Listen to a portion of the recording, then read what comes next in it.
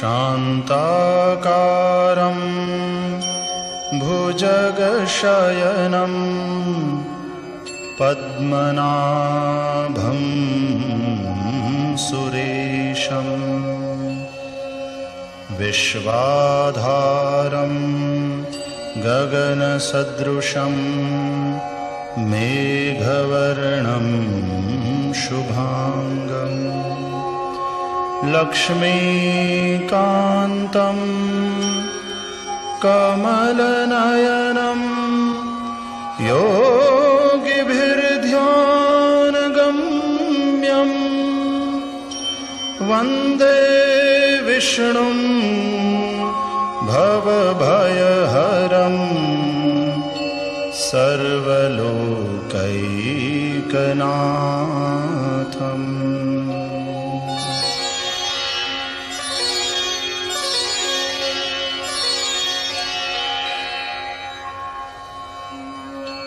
ओम श्री परमात्मने नमः। अथ श्री विष्णु सहस्रनाम स्तोत्रम् यस्य स्मरणमात्रेण जन्म संसार बन्धनात् विमुच्यते। नमस्तस्मै विष्णवे प्रभविष्णवे। नमः समस्तभूतानां आदिभूताय भूभृते अनेकरूपरूपाय विष्णवे प्रभविष्णवे। वैशम्पायन उवाच श्रुत्वा धर्मान् शेषेण पावनानि च सर्वशः युधिष्ठिरः शान्तनवम् पुनरेवाभ्यभाषत। युधिष्ठिर उवाच किमेकं दैवतं लोके किं वाप्येकं परायणं स्तुवन्तः कं कमर्चन्तः प्राप्नुयुर्मानवाः शुभम्। को धर्मः सर्वधर्माणां भवतः परमो मतः किं जपन्मुच्यते जन्तुर्जन्म संसार बन्धनात्।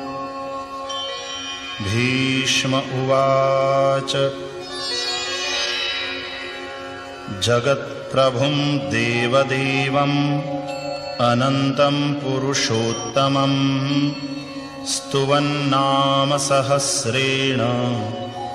पुरुषः सततोत्थितः। तमेव चार्चयन् नित्यं भक्त्या पुरुषमव्ययं ध्यायन् स्तुवन् नमस्यंश्च यजमानस्तमेव च। अनादिनिधनं विष्णुं सर्वलोकमहेश्वरं लोकाध्यक्षं स्तुवन्नित्यं सर्वदुःखातिगो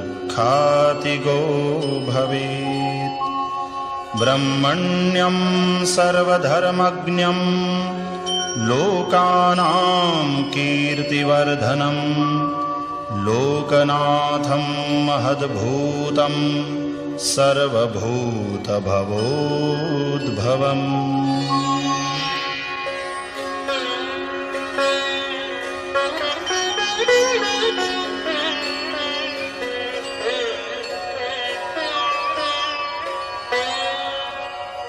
एष मे सर्वधर्माणां धर्मोऽधिकतमो मतः यद्भक्त्या पुण्डरीकाक्षं स्तवैरर्चेन्नरः सदा। परमं यो महत्तेजः परमं यो महत्तपः परमं यो महद्ब्रह्म परमं यः परायणम् पवित्राणां पवित्रं यो मङ्गलानां च मङ्गलम् दैवतं देवतानां च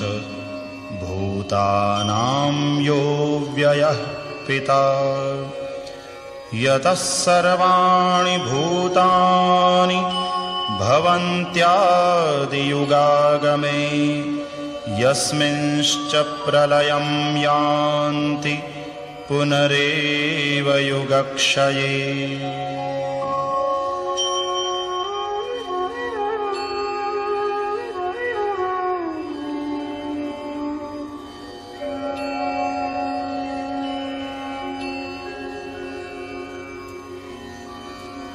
तस्य लोकप्रधानस्य जगन्नाथस्य भूपते विष्णोर्नाम सहस्रं मे शृणु पापभयापहम् यानि नामानि गौणानि विख्यातानि महात्मनः ऋषिभिः परिगीतानि तानि वक्ष्यामि भूतये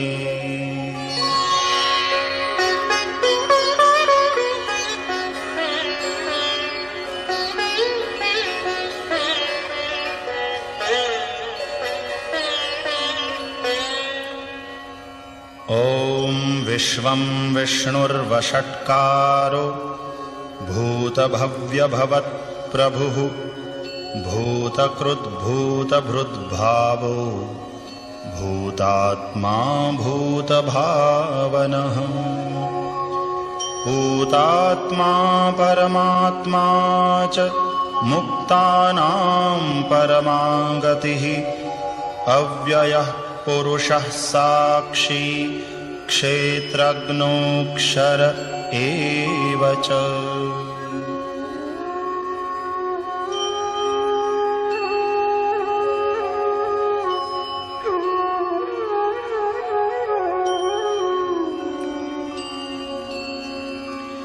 योगो योगविदां नेता प्रधानपुरुषेश्वरः नारसिंहवपुः श्रीमान् केशवः पुरुषोत्तमः सर्वः शर्वः शिवः स्थाणुः भूतादिर्निधिरव्ययः सम्भवो भावनो भर्ता प्रभवः प्रभुरीश्वरः स्वयंभूः शम्भुरादित्यः पुष्कराक्षो महास्वनः अनादिनिधनो धाता विधाता धातुरुत्तमः अप्रमेयो ऋषिकेशः पद्मनामोऽमरप्रभुः विश्वकर्मा मनुस्त्वष्टा स्थविष्ठः स्थविरो ध्रुवः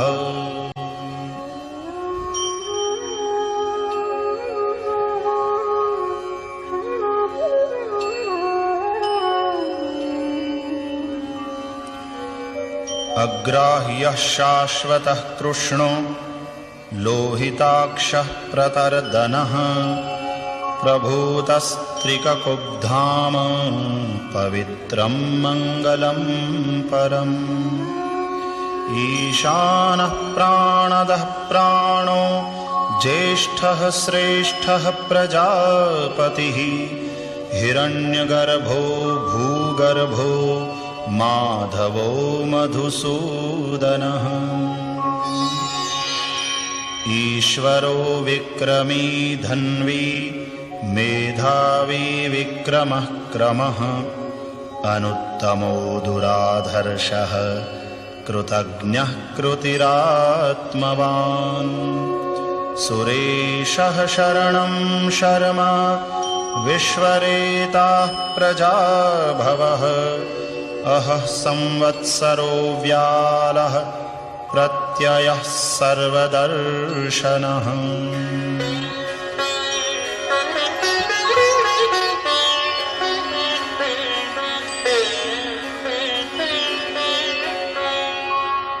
अजः सर्वेश्वरः सिद्धः सिद्धिः सर्वादिरच्युतः वृषा कपिरमेयात्मा सर्वयोगविनिःसृतः वसुर्वसुमनाः सत्यः समात्मा संमितः समः अमोघः पुण्डरीकाक्षो वृषकर्मा वृषाकृतिः रुद्रो बहुशिरा बभ्रुर्विश्वयोनिः शुचिश्रवाः अमृतः शाश्वतस्थाणुः वरारोहो महातपाः सर्वगः सर्वविद्भानुर्विश्वक्सेनो जनार्दनः वेदो वेदविदव्यङ्गो वेदाङ्गो वेदवित् कविः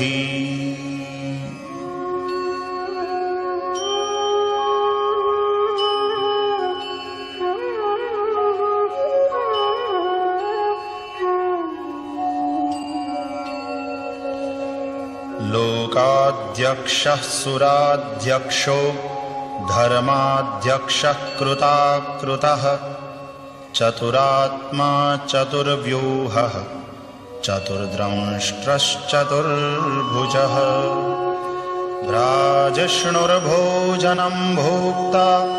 सहिष्णुर्जगदादिजः अनघो विजयो जेता विश्वयोनिः पुनर्वसुः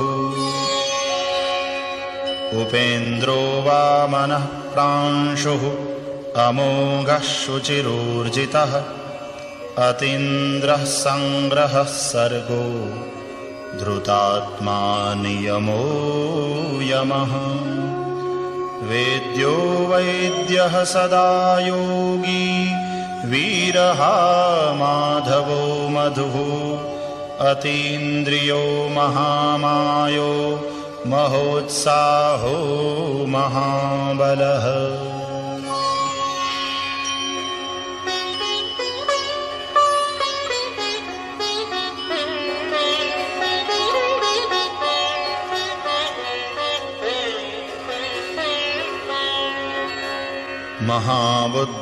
महाबुद्धिर्महावीर्यो महाशक्तिर्महाद्युतिः अनिर्देश्य वपुः श्रीमान् अमेयात्मा महादृधृक् महेश्वासो महीभर्ता श्रीनिवासः सतां गतिः अनिरुद्धः सुरानन्दो गोविन्दो गोविदाम्पतिः मरीचिर्दमनो हंसः सुपर्णो भुजगोत्तमः हिरण्यनाभः सुतपाः पद्मनाभः प्रजापतिः अमृत्युः सर्वदृक्सिंहः सन्धाता सन्धिमान् स्थिरः अजो दुर्मर्षणः शास्ता विश्रुतात्मा सुरारिः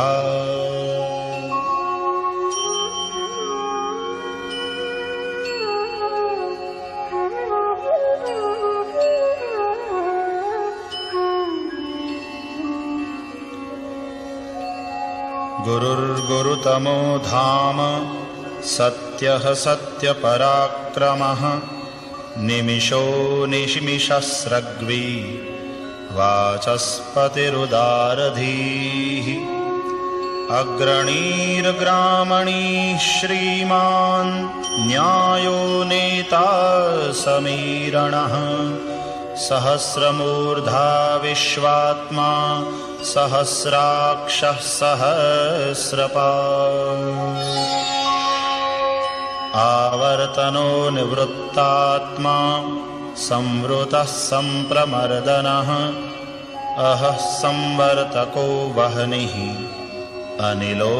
धरणीधरः सुप्रसादः प्रसन्नात्मा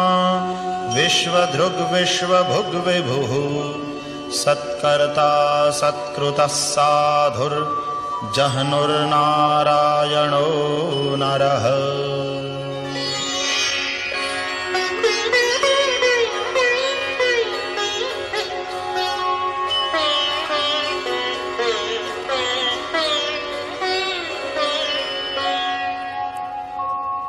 असंख्येयो प्रमेयात्मा विशिष्टः शिष्टकृच्छुचिः सिद्धार्थः सिद्धसंकल्पः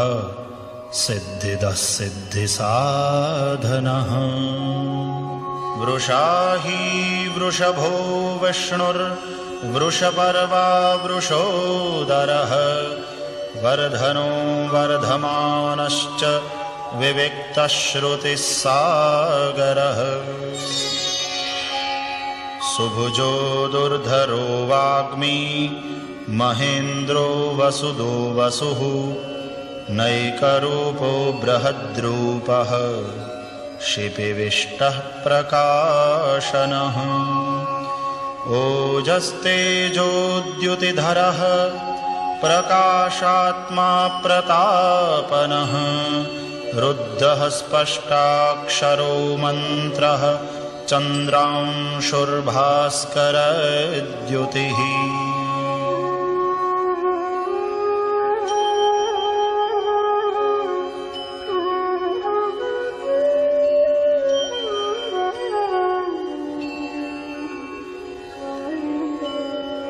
अमृतांशूद्भवो भानुः शशबिन्दुः सुरेश्वरः औषधं जगतः सेतुः सत्यधर्मपराक्रमः। भूतभव्यभवन्नाथः पवनः पावनो नलः कामः कामकृत्कान्तः कामः कामप्रदः प्रभुः। युगादिकृद्युगावर्तो नैकमायो महाशनः अदृश्यो व्यक्तरूपश्च सहस्रजिदनन्तजित्।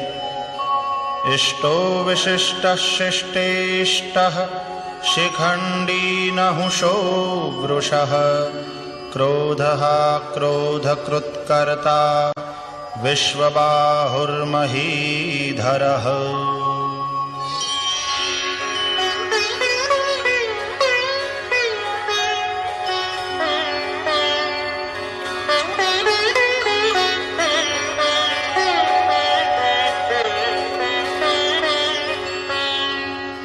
अच्युतः प्रथितः प्राणः प्राणदो वासवानुजः अपान्निधिरधिष्ठानम् अप्रमत्तः प्रतिष्ठितः। स्कन्दः स्कन्दधरो धुर्यो वरदो वायुवाहनः वासुदेवो बृहद्भानुः आदिदेवः पुरन्दरः। अशोकस्तारणस्तारः शूरः शौरिर्जनेश्वरः अनुकूलः शतावर्तः पद्मी पद्मनिभीक्षणः। पद्मनाभोरविन्दाक्षः पद्मगर्भः शरीरभृत् महर्धिरुद्धो वृद्धात्मा महाक्षो गरुडध्वजः।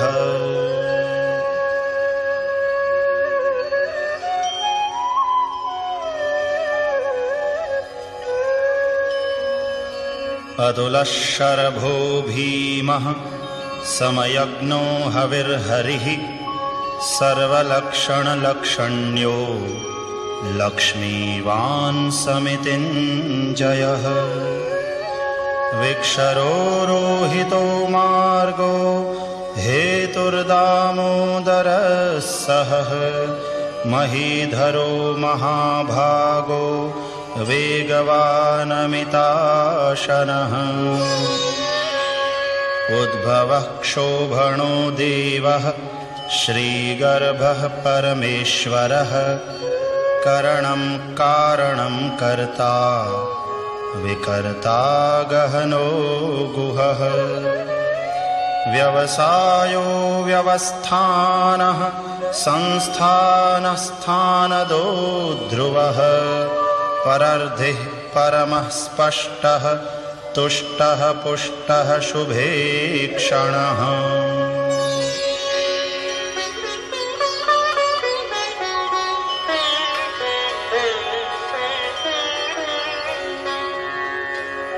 रामो विरामो विरजो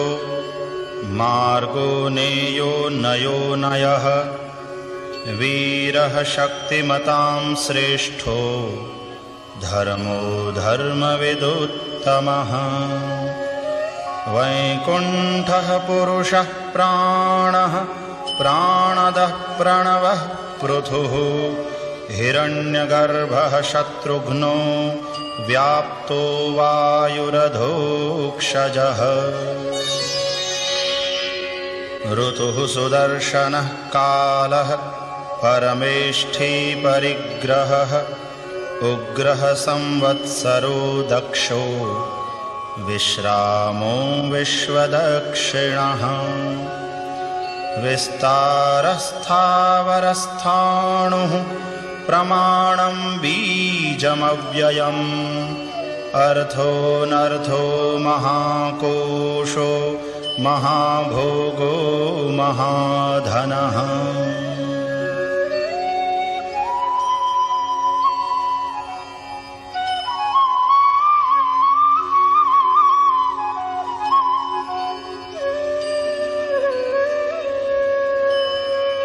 अनिर्विण्णः स्थविष्ठो भूर्धर्मयूपो महामखः नक्षत्रनेमिर्नक्षत्री क्षमः क्षामः समीहनः यज्ञ इज्यो महेज्यश्च क्रतुः सत्रं सतां गतिः सर्वदर्शी विमुक्तात्मा सर्वज्ञो ज्ञानमुत्तमम् सुव्रतः सुमुखः सूक्ष्मः सुघोषः सुखदः सुहृत् मनोहरोजितक्रोधो वीरबाहुर्विदारणः स्वापनः स्ववशो व्यापी नैकात्मानैककर्मकृत् वत्सरो वत्सलो वत्सी रत्नगर्भो धनेश्वरः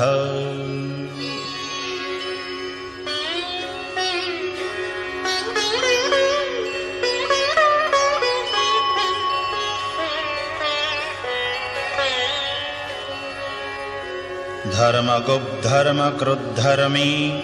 सदसत्क्षरमक्षरम् अविज्ञाता सहस्रांशुः विधाता कृतलक्षणः गभस्तिनेमिः सत्त्वस्थः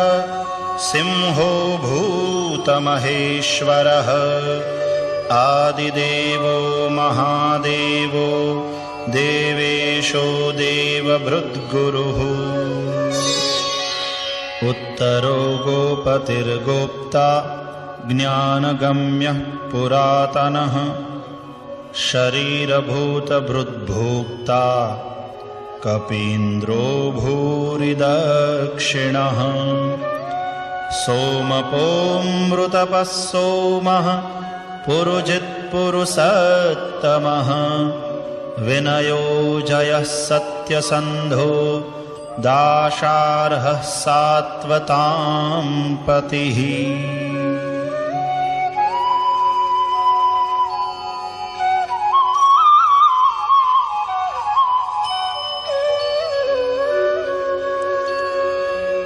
जीवो विनयिता साक्षी मुकुन्दो मितविक्रमः अम्भो निधिरनन्तात्मा महोदधिशयोऽन्तकः अजो महार्हः स्वाभाव्यो जितामित्रः प्रमोदनः आनन्दो नन्दनो नन्दः सत्यधर्मा त्रिविक्रमः महर्षिः कपिलाचार्यः कृतज्ञो मेदिनीपतिः त्रिपदस्त्रिदशाध्यक्षो महाशृङ्गः कृतान्तकृत् महावराहो गोविन्दः सुषेणः कनकाङ्गदी गुह्यो गभीरो गहनो गुप्तश्चक्रगदाधरः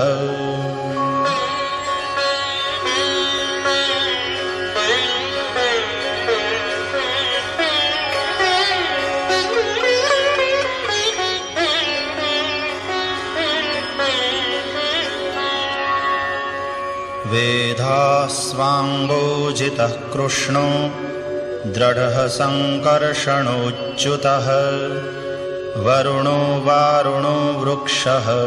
पुष्कराक्षो महामनाः भगवान् भगहानन्दी वनमाली हलायुधः आदित्यो ज्योतिरादित्यः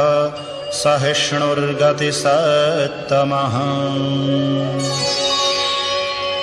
सुधन्वा खण्डपरशुर्दारुणो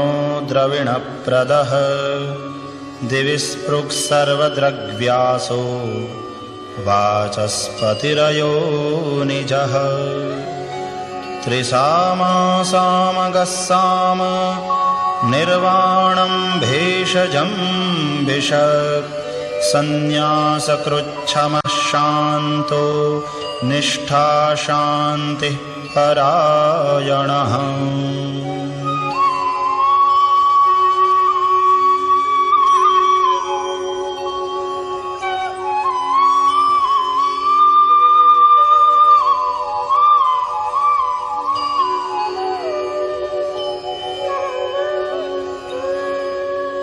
शुभांगः शान्तिदः स्रष्टा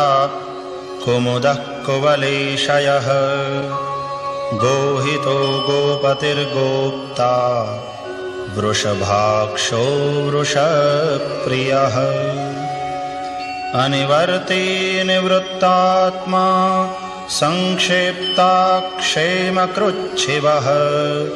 श्रीवत्सवक्षाः श्रीवासः श्रीपतिः श्रीमताम्बरः श्रीदः श्रीशः श्रीनिवासः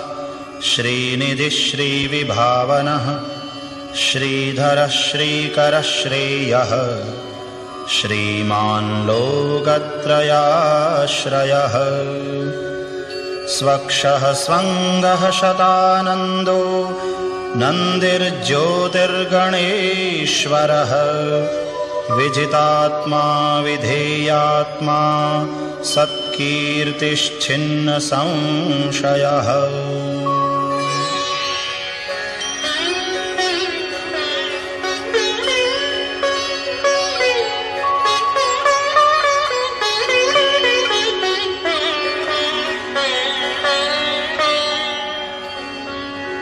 उदीर्णः सर्वतश्चक्षुः अनीशः शाश्वतस्थिरः भूषयो भूषणो भूतिः विशोकः शोकनाशनः अर्चिष्मान्नर्चितः कुम्भो विशुद्धात्मा विशोधनः अनिरुद्धो प्रतिरथः प्रद्युम्नो मितविक्रमः कालनेमिनिहावीरः शौरिः शूरजनेश्वरः त्रिलोकात्मा त्रिलोकेशः केशवः केशिहा हरिः कामदेवः कामपालः कामीकान्तः कृतागमः अनिर्देश्य वपुर्विष्णुर्वीरोऽनन्तो धनञ्जयः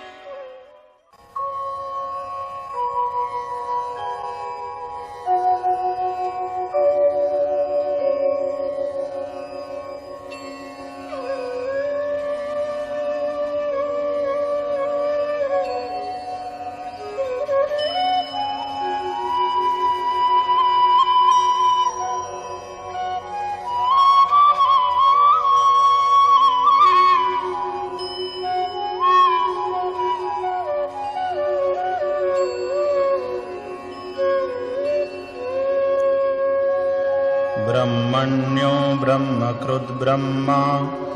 ब्रह्म ब्रह्मविवर्धनः ब्रह्मविद्ब्राह्मणो ब्रह्मी ब्रह्मज्ञो ब्राह्मणप्रियः महाक्रमो महाकर्मा महातेजा महोरगः महाक्रतुर्महायज्वा महायज्ञो महाहविः स्तव्यस्तवप्रियस्तोत्रम् स्तुतिस्तोतारणप्रियः पूर्णः पूरयिता पुण्यः पुण्यकीर्तिरनामयः मनोजवस्तीर्थकरो वसुरेता वसुप्रदः वसुप्रदो वासुदेवो वसुर्वसुमना हविः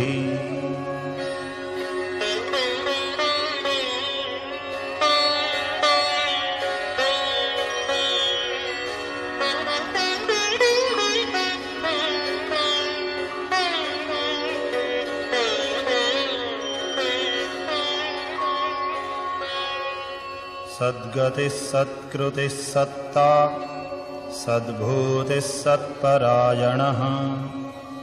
शूरसेनो यदुश्रेष्ठः सन्निवासः सुयामुनः भूतावासो वासुदेवः सर्वासु निलयो नलः दर्पः दर्पदो द्रप्तो दुर्धरोऽथापराजितः विश्वमूर्तिर्महामूर्तिः दीप्तमूर्तिरमूर्तिमान् अनेकमूर्तिरव्यक्तः शतमूर्तिः शताननः एकोनैकः सवः कः किम् यत्तत्पदमनुत्तमम् लोकबन्धुर्लोकनाथो माधवो भक्तवत्सलः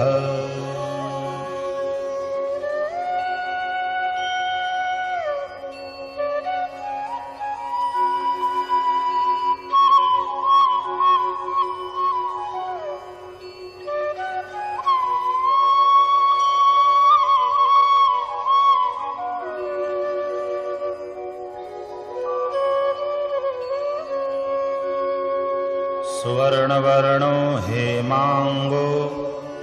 वरांगश्चंदनांगदी वीरहा विषमः शून्यो घृताशीरचलश्चलः अमानीमानदो मान्यो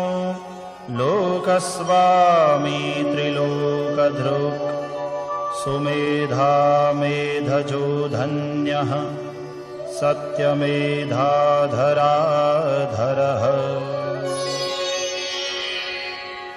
तेजो वृषोद्युतिधरः सर्वशस्त्रभृतांवरः प्रग्रहो निग्रहो व्यग्रो नैकशृङ्गो गदाग्रजः चतुर्मूर्तिश्चतुर्बाहुः चतुर्व्यूहश्चतुर्गतिः चतुरात्मा चतुर्भावः चतुर्वेदविदेकपात्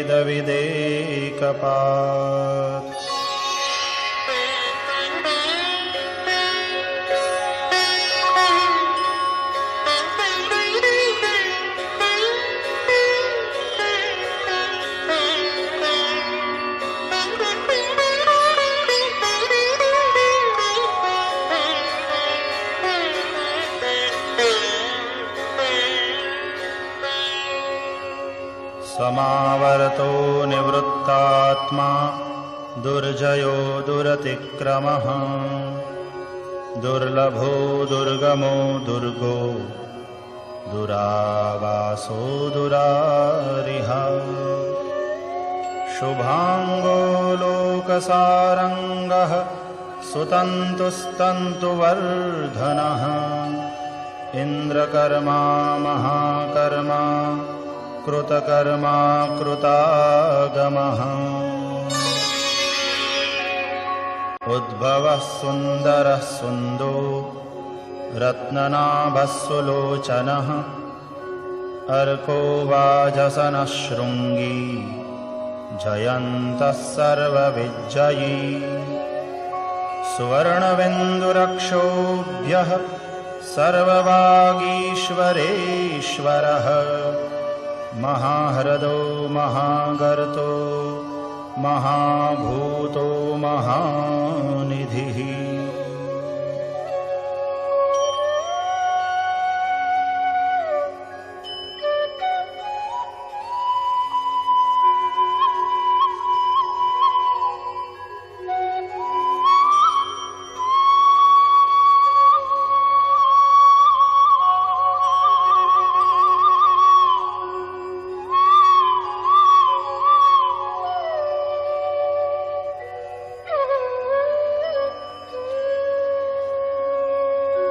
कुमुदः कुन्दरः कुन्दः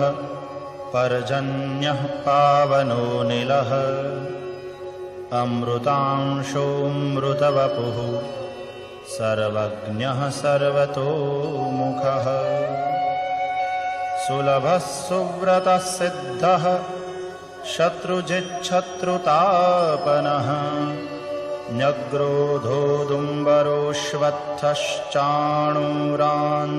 न्यग्रोधोदुम्बरोऽश्वत्थश्चाणूरान्ध्रनिषूदनः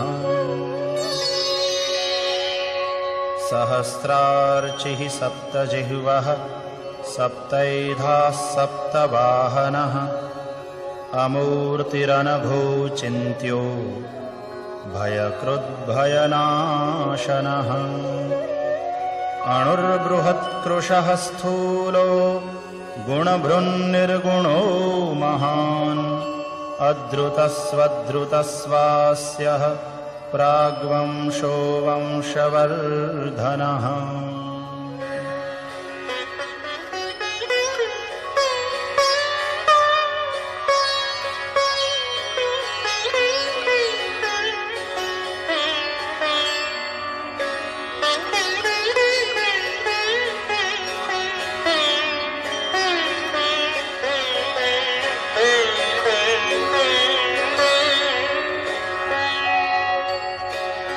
भारभृत्कथितो योगी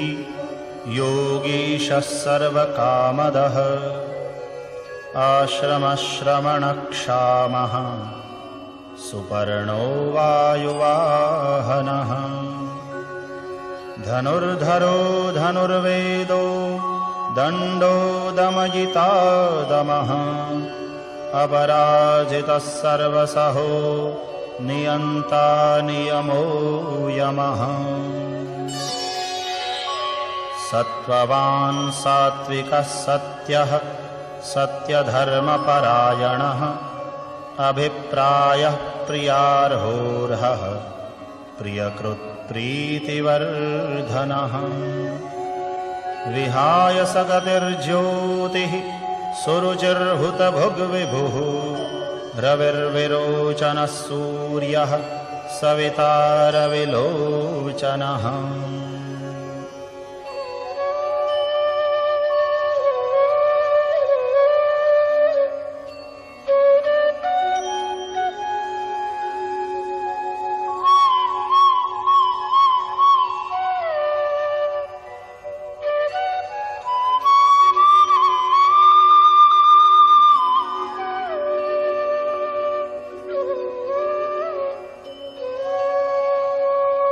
अनन्तो हुतभुग्भोक्ता सुखदो नैकजोऽग्रजः अनिर्विण्णः सदामर्षि लोकाधिष्ठानमद्भुतः सनातनतमः कपिलः कपिरव्ययः स्वस्तिदः स्वस्तिकृत् स्वस्ति स्वस्ति भुक् स्वस्ति दक्षिणः अरौद्रः कुण्डलीचक्री विक्रम्योर्जितशासनः शब्दातिगः शब्दसहः शिशिरः शर्वरीकरः अक्रूरः पेशलो दक्षो दक्षिणः क्षमिणाम्बरः विद्वत्तमो वीतभयः पुण्यश्रवणकीर्तनः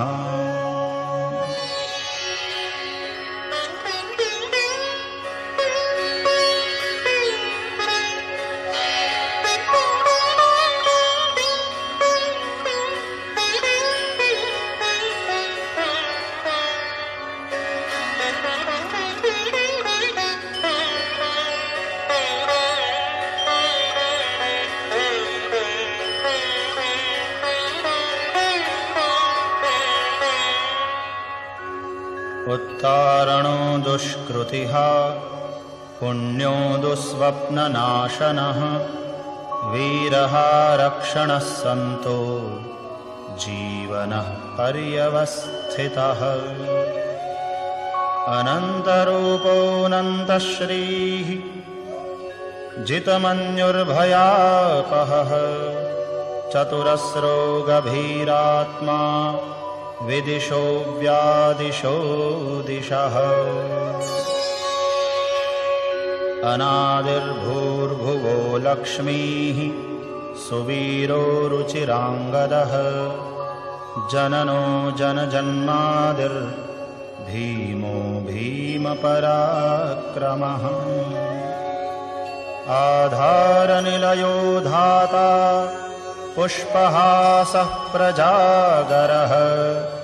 ऊर्ध्वगः सत्पथाचारः प्राणदः प्रणवः पणः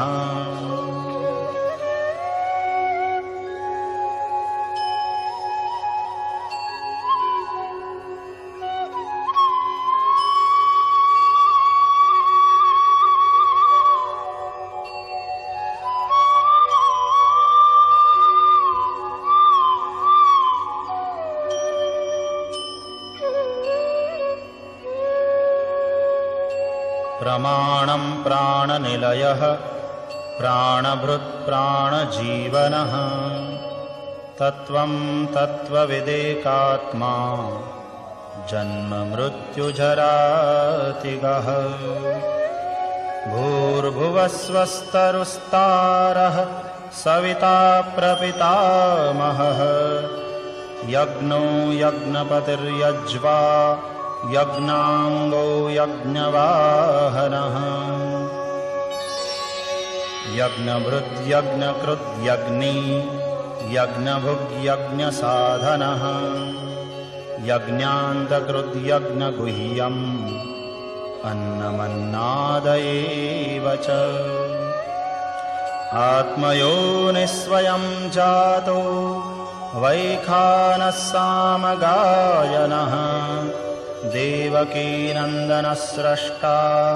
क्षितीशः पापनाशनः शङ्खभृन्नन्दकी चक्री शार्ङ्गधन्वा गदाधरः रथाङ्गपाणिरक्षोभ्यः सर्वप्रहरणायुधः सर्वप्रहरणायुध ॐ नम इति।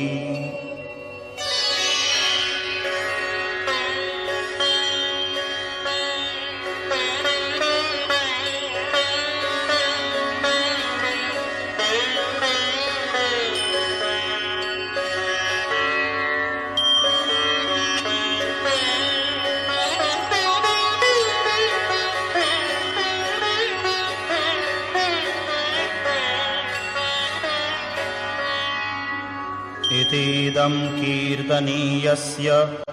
केशवस्य महात्मनः नाम्नां सहस्रं दिव्यानाम्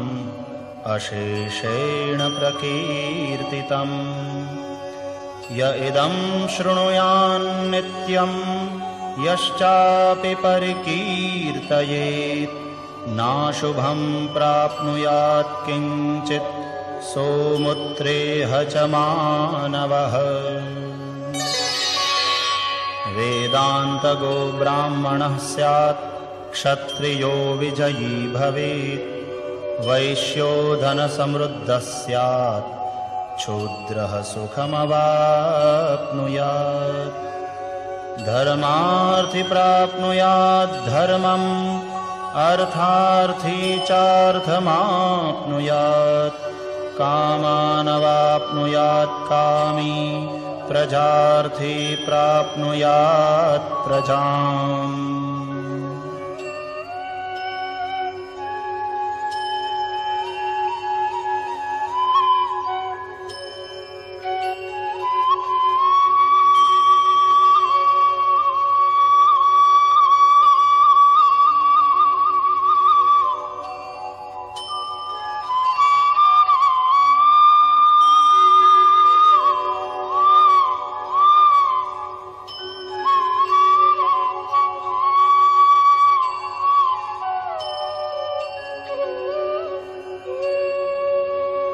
भक्तिमान्यः सदोत्थाय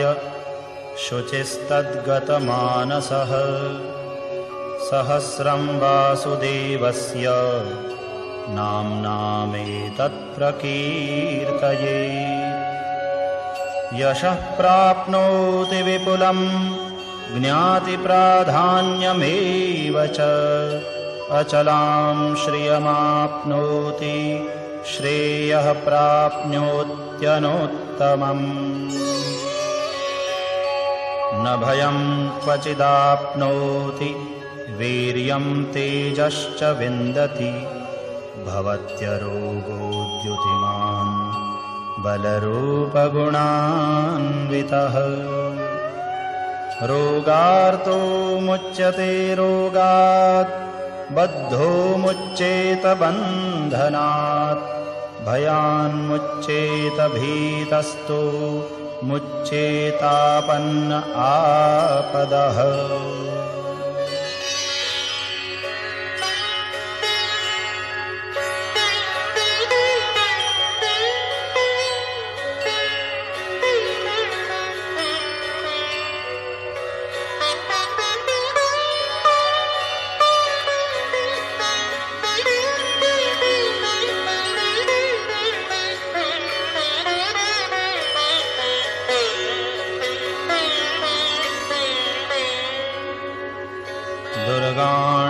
दुर्गाण्यतितरत्याशु पुरुषः पुरुषोत्तमं स्तुवन्नाम सहस्रेण नित्यं भक्तिसमन्वितः वासुदेवाश्रयो मर्त्यो वासुदेवपरायणः सर्वपापविशुद्धात्मा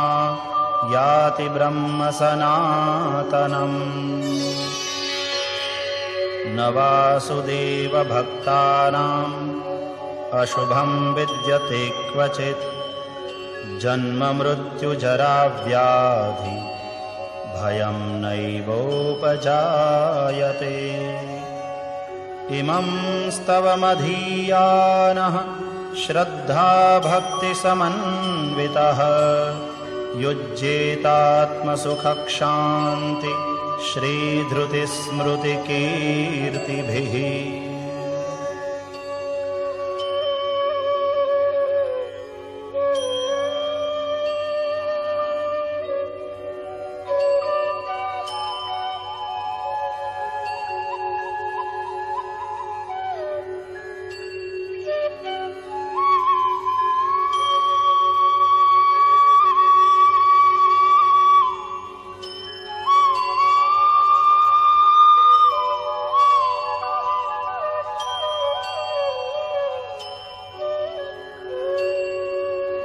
न क्रोधो न च मात्सर्यं न लोभो नाशुभा मतिः भवन्ति कृतपुण्यानां भक्तानां पुरुषोत्तमे द्यौः स चन्द्रार्कनक्षत्रा खं दिशो भुर्महोदधिः वासुदेवस्य वीर्येण विधृतानि महात्मनः ससुरासुरगन्धर्वं सयक्षोरगराक्षसं जगद्वशे वर्ततेदं कृष्णस्य सचराचरम् इन्द्रियाणि मनोबुद्धिः सत्त्वं तेजो बलं धृतिः वासुदेवात्मकान्याहुः क्षेत्रं क्षेत्रज्ञ एव च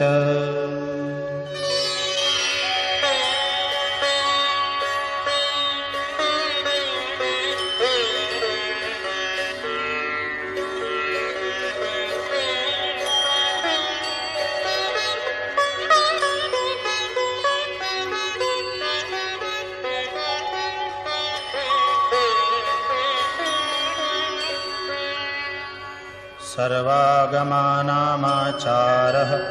प्रथमं परिकल्पते आचारप्रभवो धर्मो धर्मस्य प्रभुरच्युतः ऋषयः पितरो देवा महाभूतानि धातवः जङ्गमा जङ्गमं चेदं जगन्नारायणोद्भवम् योगो ज्ञानं तथा सांख्यं विद्याः शिल्पादिकर्म च वेदाः शास्त्राणि विज्ञानम् एतत्सर्वं जनार्दनात् एको विष्णुर्महद्भूतं पृथग्भूतान्यनेकशः त्रीन् लोकान् व्याप्य भूतात्मा भुङ्क्ते विश्वभुगौ व्ययः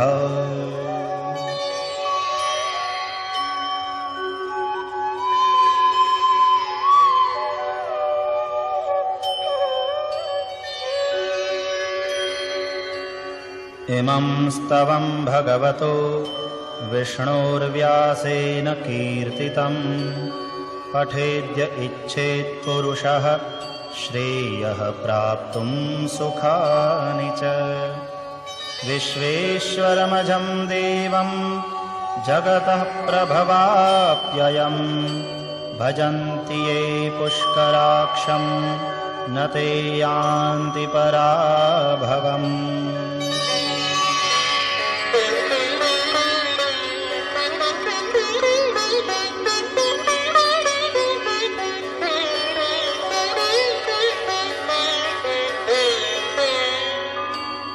ॐ तत्सदिति श्रीमहाभारते शतसाहस्र्यां संहितायां वैयासिक्याम् आनुशासनिके पर्वणि भीष्मयुधिष्ठिरसंवादे श्रीविष्णोर्दिव्यसहस्रनामस्तोत्रम्